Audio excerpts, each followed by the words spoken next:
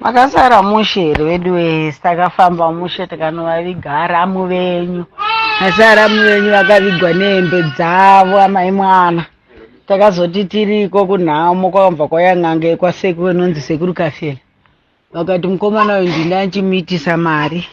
but anga asisade kubhadhara saka ndauya zotora zvinhu zvangu.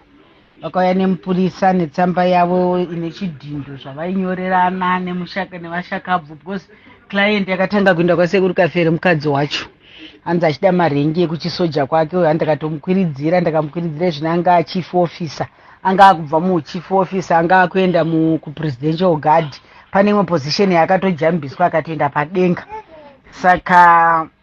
vanhu ava vanga vasadi kundibhadhara. So hanzi last week iyo vakatonetsana nasekuru vakati maita mari kandofunga zvinhu zvavo zvechivaudza kuti vanhu vaya vane mari chimboyayo mundionewo hanzi kwakuendesa 500 pa 10,000 hanzi saka zinofunga sekuru ndosaka vakati aya makajaidzwa imi ndopavakangotumirwa nyanga kwakungotungwa vachidhiraivha kwakutofa. Saka sekuru vakati kana muchida hembe dzake ameno zvenyu asi hembe dzake yanga iri mari yangu saka kana muri vanhu vakangwara hembe dzake ngaende nadzo amai mwana masutukezi kuiswa apo kuvigwa nemasutukezi ake munhu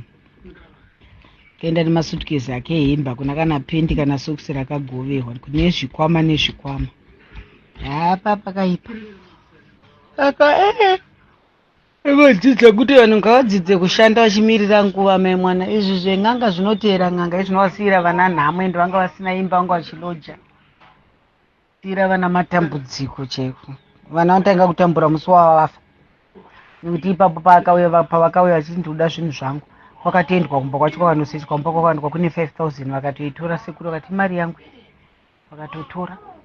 saka vakati mota idzodzo kana yakaita accident yacho ndiri kuida ndipe mabhuku emota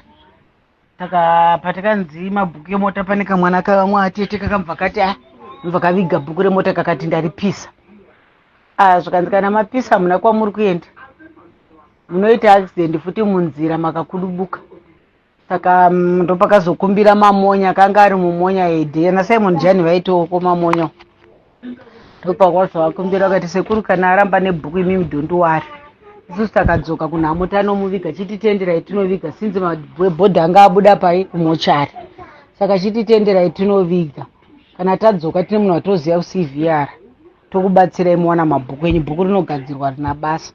ndopakazolegeswa vanhu vachinda munoviga saka izvo zvinofunga vakomana vai vakaenda vakanovatora vakanovagadzira mabhuku handisati ndabvunza zvangu vanhu vakasara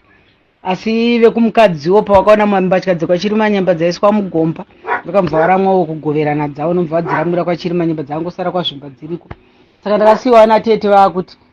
isusu tangotorawo mbatya dzecho tonodzosera kwasekuru Kafela kuti mbatya dzevanhu venyu idzi varamweyo ndovachaziva zvekuita nadzo.